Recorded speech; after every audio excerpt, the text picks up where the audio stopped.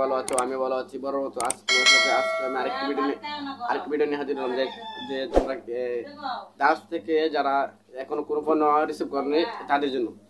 আমি গতকালকে মানে গেঞ্জি অর্ডার দিয়েছিলাম আরও আগে। গতকালকে আমার ডেলিভারি অর্ডার ছিল মরিচকালি, কিন্তু আমাকে কিসের কাছ থেকে রিসিভ করতে হয়েছিল। তারপর তো আমার গেঞ্জিটি খুব চয়েস হয়েছিল, তাই আমি কিসের কাছ থেকে এটি রিসিভ করি।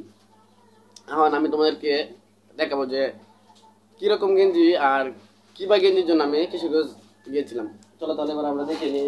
এখানে তোমরা দেখতে পাচ্ছ এখানে দারাজের একটি পার্সেল। এই যে তোমরা দেখতে পাচ্ছ দারাজের পার্সেলটি, এটার ভিতরে কী কী হয়েছে এখানে তো পিছনটি বনানো রয়ে গেছে। যে তোমরা এখানে দেখতে পাচ্ছ যে 5টি গেঞ্জি এবং হোয়াইট হয়েছে সুন্দর 5, অর্থাৎ মানে হাফ কেজি, আর 5টির দাম হচ্ছে 645 টাকা। তোমরা কিন্তু এখানে স্পষ্ট দেখতে পাচ্ছ। এবার আমরা একটি গেঞ্জি বের করে নেব, আর আমি বাকিটি আগে বের করে নিয়েছি।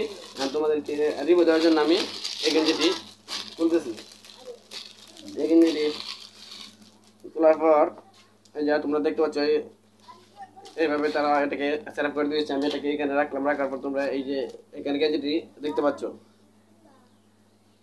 আসলে তোমরা দেখতে পাচ্ছ। কিন্তু আমি সবথেকে দুঃখের বিষয় হলো আমি অর্ডার দিয়েছিলাম এল সাইজ, কিন্তু আমাকে গেঞ্জি দিয়েছে XXL সাইজ, অর্থাৎ অধিকতর বড়। কিন্তু এর জন্য আমি রিভিউর মধ্যে দিচ্ছি। তারপর তারা আমাকে কল দেয় বলে যে তোমাদের কি এল সাইজ লাগবে। পরে আমি বললাম যে না, আমি তো এটা কেটে ছোটো করে নিয়েছি, তাই আমার আর এল সাইজের প্রয়োজন নাই। এবার আমি এটা তো এত লং, এটা তো আর আমি পড়তে পারবো না। তোমাদের কাছ থেকে আমি 1 ঘন্টা সময় নিচ্ছি। 1 ঘন্টা পরে আমি এটা কেটে তারপর আবার তোমাদের সাথে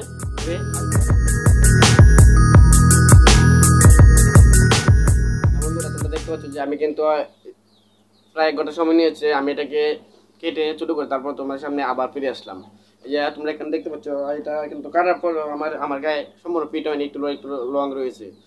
কিন্তু কিছু করার নাই, আমি তো সাইজ ছোটো অর্ডার দিয়েছিলাম, কিন্তু তারা আমাকে বড় দিয়েছে। তাই টাকা যাওয়ার পরও কিন্তু আমাকে ফিট দেয়নি।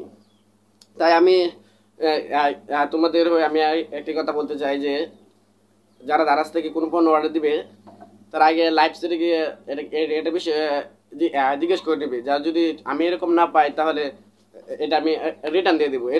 এরকমভাবে তোমরা যদি লাইভ সেটে গিয়ে জিজ্ঞেস করে নাও তাহলে কিন্তু আর এরকম হতে হয় না। আমি অবশ্যই লাইভ সেটে গিয়ে জিজ্ঞেস করি নাই, তাই আমার আজকে এরকম প্রতারণার শিকার হতে হয়েছে।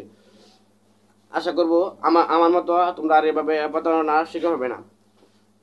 যারা আমার ভিডিওটি দেখে একটু ভালো লাগে তারা আমার ভিডিওটি দেখে লাইক দিবে। আর যাদের ভালো লাগেনি, কেন ভালো লাগেনি তা আমার কমেন্ট বক্স থেকে তোমরা জানিয়ে দিবে।